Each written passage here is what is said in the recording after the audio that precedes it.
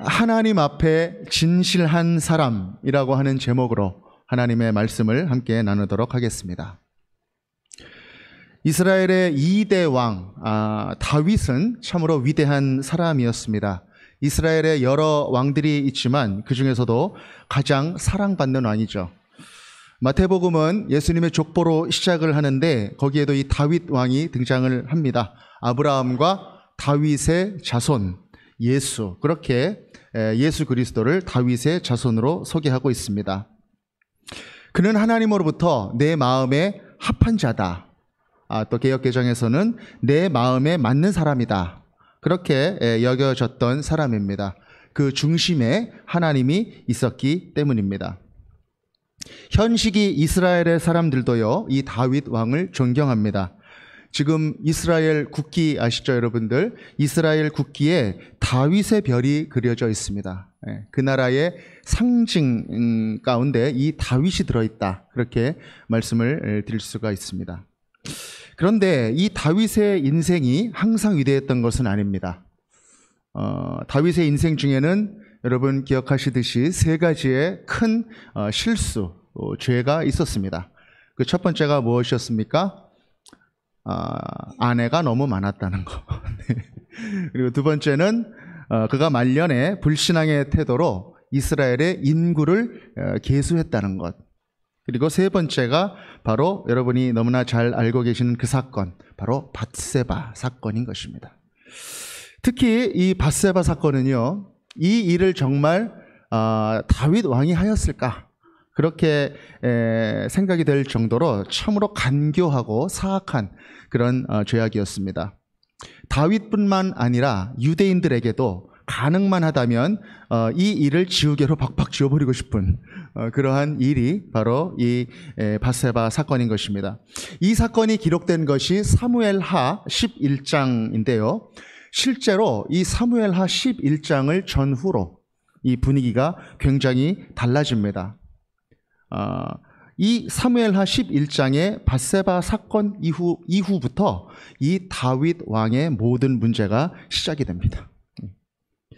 이 다윗의 이 최고점이 변곡점이 되어버린 그 사건, 그것이 바로 이 밧세바 사건이라고 하는 것입니다. 참 숨기고 싶은 사건이죠. 그래서 이스라엘의 백성들이 기록한 두 개의 역사 기록서가 있습니다. 그 중에 하나인 역대기서에는 이 사건이 기록되어 있지 않습니다. 포로 귀한 시기에 이스라엘을 격려하고 희망을 주려고 썼었던 이 역대기서에는 굳이 이 부끄러운 이야기를 쓰고 싶지 않았던 것 같습니다.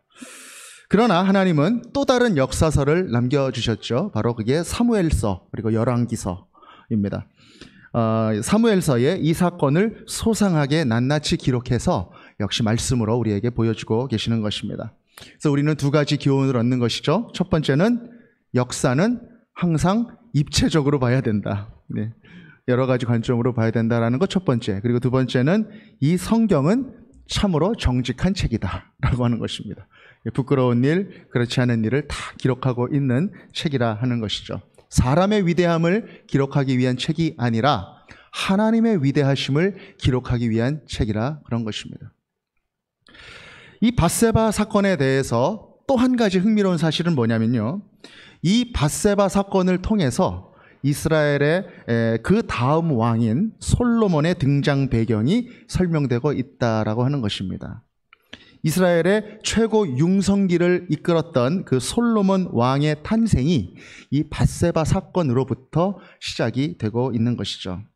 그리고 또 이 다윗 왕의 가문에 그치지 않았던 살육의 피바람도 이 밧세바 사건으로부터 설명이 되는 것입니다. 이렇게 큰일, 이 밧세바 사건을 우리가 한번 같이 나누면서 하나님께서 이 시대 우리 가운데 주시는 마음을 함께 나눠보고자 하는 것입니다. 다윗의 왕국이 완성되어 가던 그때에 나가는 전쟁마다 승승장구하던 어느 날 다윗은 저녁 때 침소에서 일어나 왕궁을 거닐다가 궁 아래에 있는 민가 옥상에서 목욕하고 있는 한 여인을 보게 됩니다. 그는 장수 우리아의 아내였습니다. 그러나 이 다윗은 이 여인이 유부녀임을 알고도 사람을 시켜서 그녀를 궁궐로 오게 합니다. 그리고 동침합니다. 그리고 그녀는 임신하게 됩니다. 그렇게 죄의 결과가 나타나게 되자 다윗은 뭔가 이 일을 꾸미기 시작합니다. 다 같이 사무엘하 11장 6절에서 8절 한번 읽겠습니다. 시작.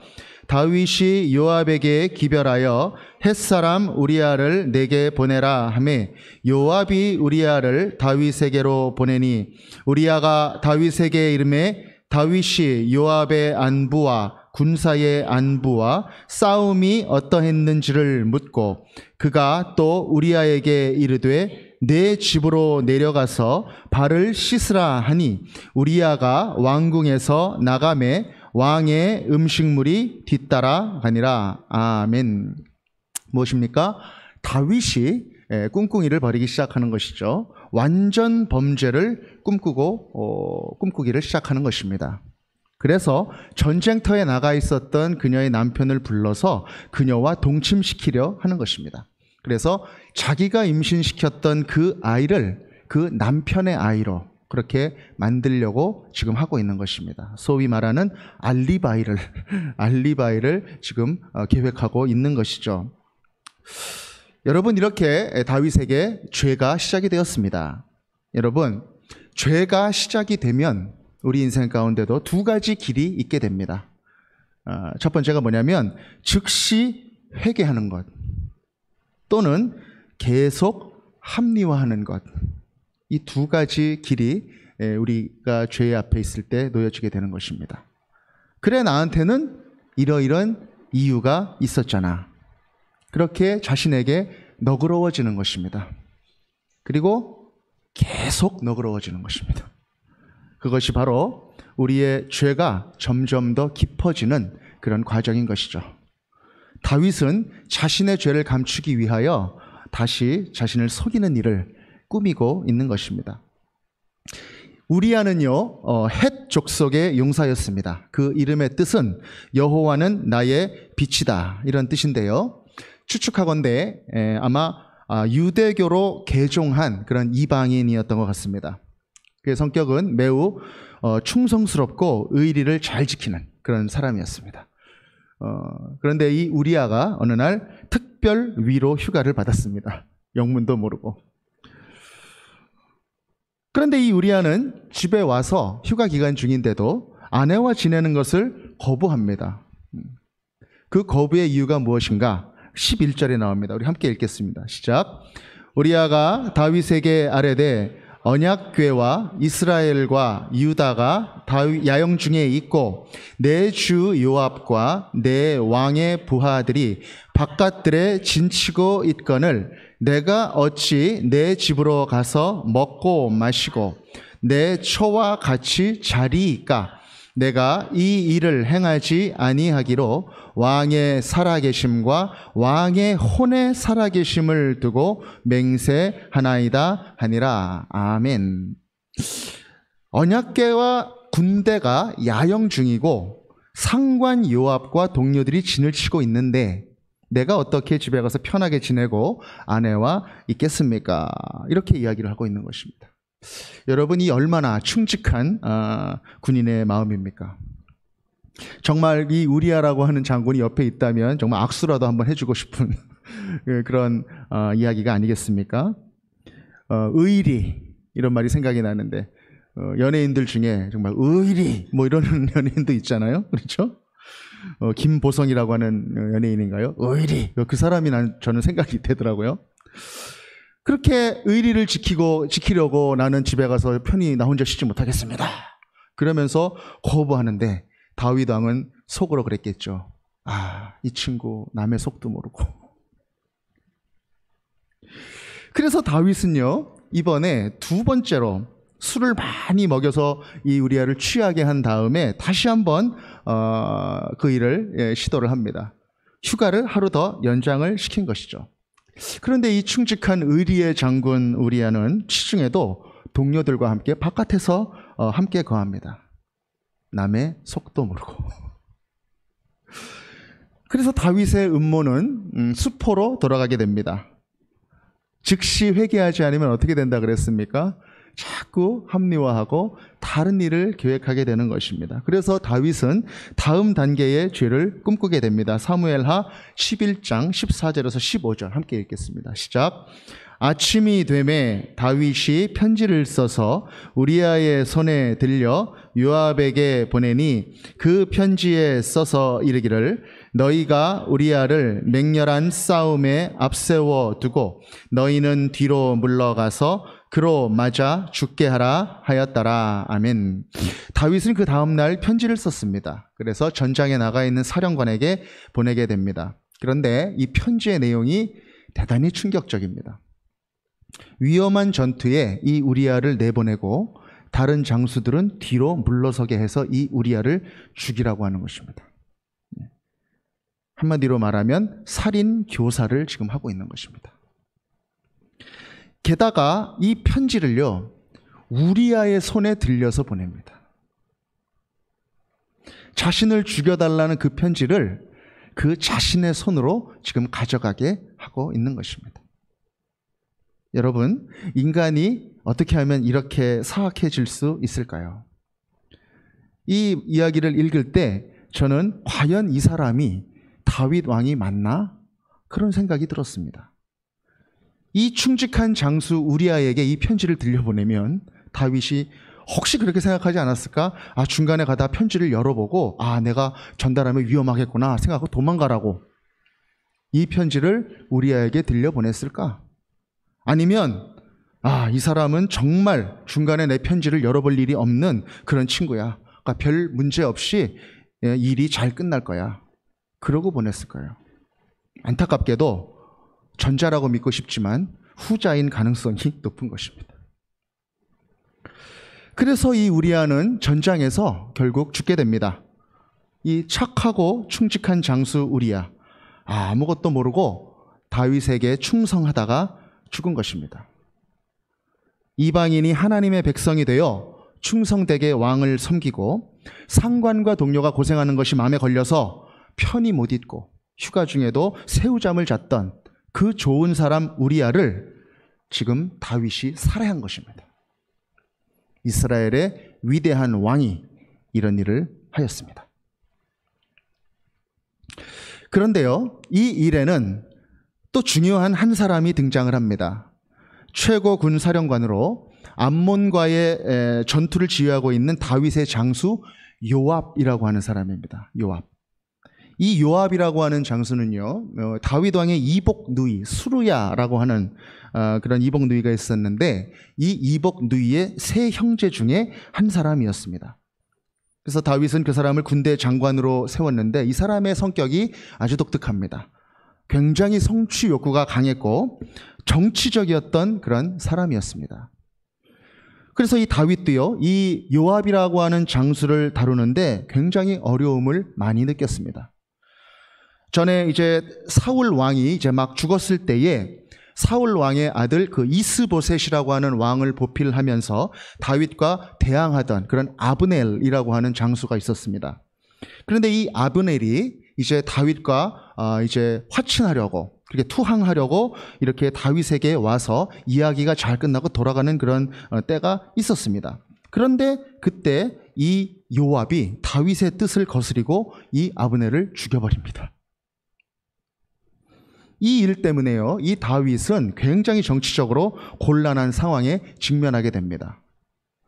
이 일 때문에 다윗은 이제 한탄을 합니다. 사무엘하 3장 39절에 이렇게 한탄하고 있는데 제가 읽어드립니다.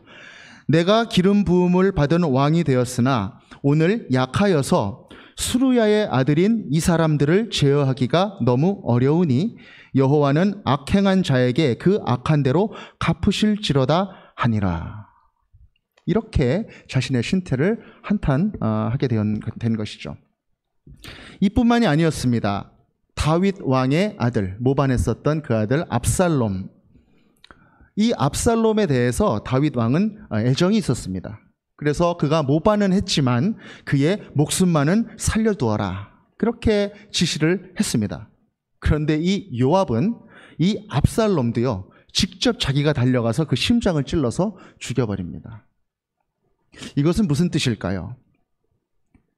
다윗의 장군이었고 최고 군사령관이었지만 다윗의 명령이 그의 동기가 아니었던 것입니다. 그래서 아들의 죽음을 슬퍼하는 다윗에게 은근히 협박까지 합니다. 아들이 죽은 것을 슬퍼할 것이 아니라 목숨 걸고 반역자 압살롬을 죽인 우리들의 공을 치하해 주어야 되는 것이 아닙니까? 그렇게 은근히 다윗 왕을 압박하는 것이죠. 그래서 이 다윗 왕은 안 되겠다 싶어가지고 압살롬이 죽은 후에는 아마사라고 하는 그 장군을 이제 군대의 최고 지휘관으로 앉힙니다. 그런데 그때 이 요압은요, 이 자신의 위치를 지키기 위해서 이 아마사라고 하는 장군도 죽여버립니다. 참으로 컨트롤이 되지 않는 골치 장군이었던 것입니다. 결국 이 다윗은 솔로몬에게 유언을 남길 때에 그 유언의 내용 중에 요압을 경계하라 라고 하는 이 내용을 남기게 될 정도로 요압을 힘들어했다라는 것입니다. 열왕기상 2장 5절에서 6절을 함께 읽겠습니다. 시작. 수리아의 아들 요압이 내게 행한 일, 곧 이스라엘 군대의 두 사령관 넬의 아들 아브넬과 예델의 아들 아마사에게 행한 일을 내가 알거니와 그가 그들을 죽여 태평시대에 전쟁의 피를 흘리고 전쟁의 피를 자기의 허리에 띤 띠와 발에 신은 신에 묻혔으니 내 지혜대로 행하여 그의 백발이 평안히 스올에 내려가지 못하게 하라. 여러분, 이 요압이라고 하는 이 사람이 우리아가 편지를 들고 갔을 때 그 편지를 받아본 그 군대의 최고 사령관이었다라고 하는 것입니다. 여러분, 한번 생각해 보십시오. 정상적인 사람이었다면 아무리 왕이 보낸 편지지만 이런 해괴한 편지를 받아보고 어떤 생각을 좀 했었어야 되겠습니까? 한 번쯤은 의문을 좀 가져야 되는 것이 아니었겠습니까? 이 우리아는요, 다윗 왕 앞에서 이렇게 고백을 할 때도, 보고를 할 때에도 내 주 요압이다 그러면서 직속 상관인 요압을 이렇게 요압에 대해서 충성하는 그런 표현을 하고 있는 것을 우리가 11절에서 보지 않았습니까? 우리아의 이 충직한 태도는 비단 보고의 자리에 뿐만 아니라 전장에서도 그러했을 것입니다. 예외는 아니었을 것입니다. 그런 충직한 장수 그 요압을 갑자기 뜬금없이 죽이라는 전갈이 왔는데 지금 요압은 침묵하고 있는 것입니다. 그는 무슨 생각을 하고 있었을까? 당시 군대에 대한 한 가지 흥미로운 표현이 사무엘하 11장에 나옵니다. 11절에는요, 다윗 왕이 우리아를 불러서 집으로 가서 쉬라고 할 때 우리아가 다윗 왕에게 대답하는 말이 나오는데요, 그 말 안에 이런 표현이 있습니다. 내 주 요압과 내 왕의 부하들, 이렇게 표현을 합니다. 내 주 요압과 내 왕의 부하들, 이렇게 말하는 것이죠. 굳이 한번 해석을 해보자면 내 상관인 요압 그리고 다윗 왕의 부하들, 이런 뜻일 것입니다. 약간 표현이 좀 부자연스러운 것 같습니다. 왜냐하면 상명하복인 군대 조직 체계를 우리가 감안해 본다면 왕이 가장 높은 곳이고 그 밑에 장군이 있으면 그 밑에 부하들이 다 이렇게 체계로 연결이 돼야 되는데 지금 뭔가 체계가 잡히지 않은 그런 모습인 것으로 보여집니다. 요압이라고 하는 최고 군대 지휘자는 따로 있고 그 밑에 국왕이 직접 컨트롤하는 친위대 같은 어떠한 그러한 왕의 신복들이 그 밑에 배치되어 있다라고 하는 그런 뜻으로 해석이 가능한 그런 표현을 지금 하고 있는 것이죠. 당시에 탁월한 장수들을 중심으로 해서 군사들이 이렇게 모여가지고 그 군사들이 용병처럼 그룹을 이뤄서 여기저기 왔다 갔다 하는 그런 상황이 있었기 때문에 이런 상황들이 가능했다, 이렇게 우리가 볼 수가 있는 것입니다. 그런데 재미있는 것은요, 이 요압이라고 하는 장수가 우리아를 죽일 때 다윗이 뭐라 그랬냐면 우리아만 위험한 전투에 내보내라는 다윗의 말을 듣지 않고 이 다윗 왕의 부하들까지 같이 내보냈다라는 것입니다. 사무엘하 11장 16절에서 17절 함께 읽겠습니다. 시작.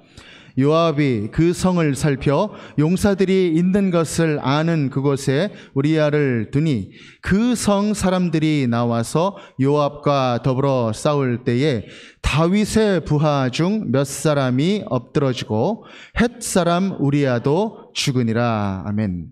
다윗의 부하도 같이 죽었던 것입니다. 요압은 이 전투의 소식을 전할 그런 전령을 불러서 특별히 교육을 시킵니다. 어떻게 교육을 시키냐면 이렇게 시켜요. 먼저 너는 다윗 왕의 부하들이 먼저 죽었다고 보고를 해라. 그 이야기를 듣고 왕이 노하시거든, 화를 내거든 그때 우리야도 죽었습니다. 그렇게 이야기를 해라. 그렇게 보고의 순서를 알려줍니다. 그렇게 지시를 하는 것입니다. 이 요압은 왕이 원하던 그 우리아의 죽음을 활용하고 이용하여서 자신의 정치적인 목적을 이루어가고 있는 것입니다. 다윗 왕의 약점을 이용해서 자신들의 정적들을 제거한 것입니다. 결국 다윗은 그 보고를 받고 이야기합니다. 이 어리석은 작전, 왜 이 귀한 장수들이 죽었느냐, 그것을 탓하지 않고 이 일로 걱정하지 말아라. 칼은 이 사람이나 저 사람이나 삼키느니라. 그렇게 이야기를 합니다. 오히려 전령에게 요압을 격려합니다. 요압을 담대하게 하라. 그렇게 잘했다고 그렇게 격려를 하고 있는 것입니다. 죄악과 거짓과 술수, 그런 일들, 또 속고 속이는, 불의에 눈 감고 무고한 사람을 죽이는 일들이 지금 일어나고 있는 것입니다. 이 사악한 이야기가 여러분 누구의 이야기입니까? 바로 다윗에게 일어나고 있는 일인 것입니다. 믿어지지 않는 것입니다. 우리아는 죽었습니다. 그 소식을 듣고 아내 밧세바는 통곡합니다. 그리고 장례를 치릅니다. 모든 장례 일정을 마치고 나서 다윗은 사람을 보내서 밧세바를 왕궁으로 데리고 옵니다. 그리고 왕의 아내로 삼습니다. 그리고 임신했던 아이를 낳게 됩니다. 결국 이 모든 일이 이렇게 마무리가 됩니다. 모든 일은 다윗이 의도했던 대로 문제없이 잘 마무리가 되었습니다. 잘 마무리가 되었습니다. 여러분, 지금 우리는 전지적 작가 관점으로 이 이야기를 다 알고 있잖아요, 결과를. 그런데 이 당시의 일반인들의 입장을 한번 생각해 보십시오. 그리고 우리아의 입장을 한번 생각해 보십시오. 이 일들이 얼마나 깊이 숨겨져 있는 그런 일이었겠습니까? 사랑하는 여러분, 정말 가슴이 서늘한 것은 무엇인지 아십니까? 이 모든 일들이 합법적으로 지금 이루어지고 있다는 것입니다. 합법적으로. 아무도 문제 삼을 수 없는, 영원히 묻혀버리는 그러한 일이었다는 것입니다. 그러나 오늘 우리가 읽은 사무엘하 11장 27절은 이렇게 이야기합니다. 하나님이 이 모든 것을 보시기에 악하였다라고 하는 것입니다. 우리 다 같이 27절 함께 읽겠습니다. 시작. 그 장례를 마침에 다윗이 사람을 보내 그의 왕궁으로 데려오니 그가 그의 아내가 되어 그에게 아들을 낳으니라. 다윗이 행한 그 일이 여호와 보시기에 악하였더라. 아멘. 사랑하는 여러분, 우리 하나님은 모든 것을 아시는 분이십니다. 우리의 앉고 일어섬을 아시는 분이십니다. 우리의 생각을 알고 계시고 우리의 삶을 알고 계시는 그런 분이십니다. 우리의 중심을 꿰뚫어 보시는 그런 분이 바로 우리 하나님이십니다. 들키지 않았더라도 하나님은 알고 계시고 내 겉모습은 아닌 척하지만 순수하지 못한 내 중심의 동기를 하나님께 감출 수는 없는 것입니다. 다윗의 행위는 온갖 더러운 것으로 가득했습니다. 비록 겉으로는 다 감추었지만 겉으로는 완전하게 그 절차를 다 갖추었지만 중심을 보시는 하나님 앞에 감출 것이 없었다. 하나님은 그 모든 것들을 다 꿰뚫어 보셨다라고 하는 것입니다. 사랑하는 여러분, 우리 하나님은 진실을 보시는 분이십니다. 여러분, 이 사건 속에서 진실은 무엇이었을까요? 다윗은 정말 충성스러운 우리아가 너무나 충성스러워서 특별 휴가를 격려하려고 그래서 준 것이 진실이었을까요? 그래서 잔치를 벌여주고 위로한 것이 진실이었을까요? 그리고 요압은 순전히 다윗 왕이 자신의 상관이었기 때문에 시킨 것을 충성되게 잘 하려고 열심히 따른 것, 그것이 그의 진실이었을까요? 다윗의 부하들, 언갑결의 우리와 같이 죽은 사람들, 그 사람은 열심히 전장에서 치열한 전투에서 싸우다가 전사한 것이 진실이었을까요?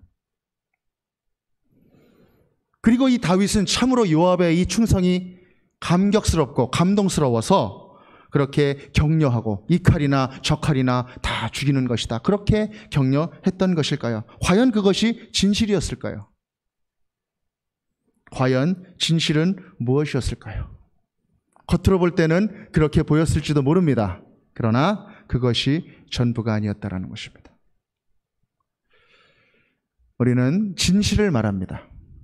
그런데 그 진실은 늘 부분적입니다. 부분적인 진실은 때로는 거짓이 된다는 것입니다.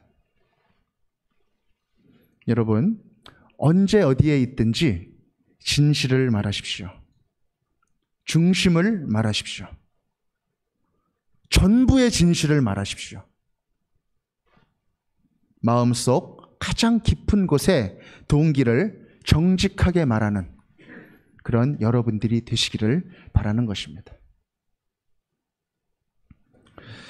특히 여러분, 요즘 우리가 살고 있는 이 시대를 생각해 봅니다. 특별히 무엇이 진실인지 참 헷갈리는 시절입니다.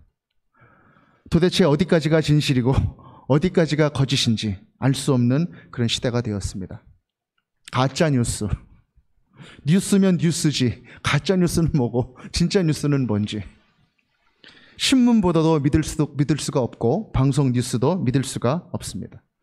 그래서 이 뉴스가 신뢰를 받는 것이 아니라 진실을 말하고 있는 것 같은 뉴스가 각광을 받는 시대가 되어버린 것입니다. 그만큼 진실이 귀해졌습니다. 무슨 사건이 터지면 이러이러한 음모가 있었다, 음모론이 난무하고, A를 A라고 하지 않고 적당히 얼버무리고 또 B라는 이상한 이유를 갖다 붙여서 믿으라고 하는 그러한 것들이 일상화되어져 버린 그러한 시대가 되어버렸습니다. 그래서 많은 사람들이 마음속 깊이 포기한 것 같습니다. 진실이 무엇인지 알기를. 다 그렇고 그런 거지 뭐. 이렇게 시끄럽다가 또 말겠지 뭐. 사실은요, 이것이 더 걱정이 되는 것입니다. 왜냐하면 진실되기를 포기하는 그런 모습이 될 수 있기 때문에 그렇습니다. 사랑하는 여러분, 정말 진실한 사람이 그리운 시절, 바로 지금이 아닙니까? 어떻습니까? 우리 주변에 여러분, 그 사람은 참 진실돼. 그 사람만 생각하면 그냥 마음이 푸근해지고 참 진실된 그 사람이야. 그렇게 생각되는 그런 분들이 여러분 혹시 있으십니까? 우리는 알고 있습니다. 그렇게 진실한 사람이 그리울 때에 바로 우리가 먼저 그런 진실된 사람이 되어야 한다는 것을 말입니다. 특별히 하나님을 믿는 하나님의 사람들이 이렇게 진실한 사람이 되어서 이 세상 속에 서 있어야 할 때가 바로 이렇게 진실이 사라져버린 그때가 아닌가, 이렇게 생각하게 되는 것입니다. 사랑하는 여러분, 그렇다면 우리는 어떻게 진실해질 수 있을까요? 우리가 진실되게 되는 방법은 무엇일까요? 그것은 우리의 결심일까요? 아니면 우리의 성품일까요? 사랑하는 여러분, 저는 여러분들께 이렇게 말씀드립니다. 진실되게 된다는 것은 하나님 앞에 올바로 서는 것입니다. 하나님 앞에. 그것이 진실해지는 것입니다. 하나님 앞에 솔직하게, 정직하게 우리의 모든 마음을 쏟아놓고 하나님의 그 거룩의 빛 앞으로 담대하게 나아가는 것입니다. 우리의 마음뿐만 아니라 우리의 성품도, 우리의 부족함도 숨김없이 하나님 앞에 내어놓고 그렇게 나아가는 것입니다.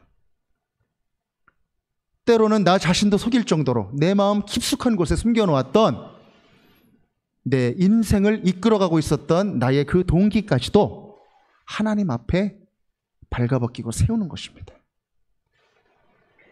매일 아침에 거울 앞에 우리가 서듯이 하나님 앞에 우리를 세우는 것입니다. 하나님의 말씀으로 나를 비추고 하나님의 거룩과 진실의 빛으로 나를 구석구석 조명하는 것입니다.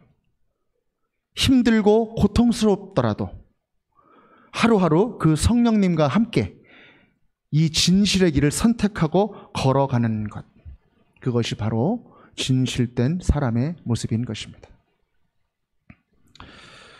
흠이 있었지만 다윗이 그래도 위대한 왕이었던 이유는 그가 완벽해서도 아니고 그가 위대해서도 아니고 그가 하나님 앞에 진실했던 왕이었기 때문에 그렇습니다. 비록 인간적인 연약함 때문에 실수하고 죄를 지었지만 다시 하나님을 기억했다라는 것입니다. 아, 나는 지금 하나님 앞에 있구나. 그 마음을 회복했던 것입니다. 나단이 그에게 찾아왔을 때 절대 권력을 가지고 있던 그 왕에게 당신이 바로 그 사람이요 라고 담대하게 나단이 그의 심장을 찔렀을 때 다윗은 그 메시지를 하나님의 음성으로 들었던 것입니다.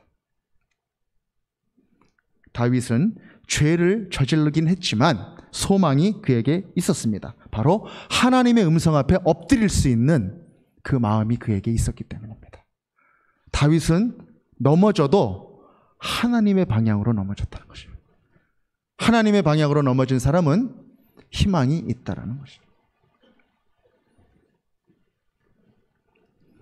다윗 왕은 하나님의 메시지가 들렸을 때에 자신이 어둠과 혼란 속에 있었더라도 그 마음이 느껴졌을 때 고집부리지 아니하고 곧바로 하나님께 엎드릴 줄 알았던 그러한 진실한 하나님의 사람이었다. 그것이 다윗의 정체성이었던 것입니다.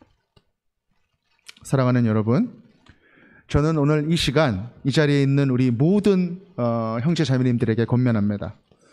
하나님 아버지 앞에 진실한 사람이 되십시오. 하나님 앞에 있는 나는 누구인가? 하나님이 보실 때 나는 어떠한가? 하나님의 거울에 우리를 항상 살펴보며 나아가는 그런 사람들, 바로 그 사람들이 이 자리에 있는 우리 모두의, 저와 여러분의 정체성이 되기를 간절히 바라는 것입니다. 마태복음 1장에는 예수 그리스도의 족보가 나옵니다. 그 내용 중에는 다윗과 밧세바에 대해서도 나옵니다. 마태복음 1장 6절에는 이렇게 기록합니다. 이새는 다윗 왕을 낳으니라. 다윗은 우리아의 아내에게서 솔로몬을 낳고, 이렇게 이야기합니다. 굳이 우리아의 이름을 집어넣습니다. 밧세바라고 하지 않고 우리아의 아내다. 의도적으로 이 우리아의 이름을 드러내는 이유는 무엇이었을까요? 다윗의 자손인 예수 그리스도의 계보를 이야기하는 그 말씀 속에 하나님께 범죄하였던 이 다윗 왕의 치부를 그대로 드러내고 있는 것입니다. 이렇게 다윗 왕은 연약했습니다. 그러나 우리 하나님은 그 모든 것을 다 알고 있었을 뿐만 아니라 위대하고 전능하신 하나님이었습니다. 그리고 우리 부족한 사람들을 사랑하시는 그런 하나님이었습니다. 하나님은 자신의 연약함과 부족함을 그대로 하나님께 들고 나오는 그런 사람들을 그냥 두시지 않습니다. 고치십니다. 회복시키십니다. 그리고 그 사람들을 통하여 하나님의 일들을 이루어 가십니다. 그분이 바로 우리 좋으신 하나님이신 것입니다. 우리 삶의 자리에서 거짓과 속임수와 혼란 속에 섞여 살아가더라도 하나님을 향하여 진실된 사람으로 서서 항상 하나님의 방향을 바라보며 살아가는 자랑스러운 하나님의 자녀 되시기를 주 예수 그리스도의 이름으로 기원드립니다. 아멘.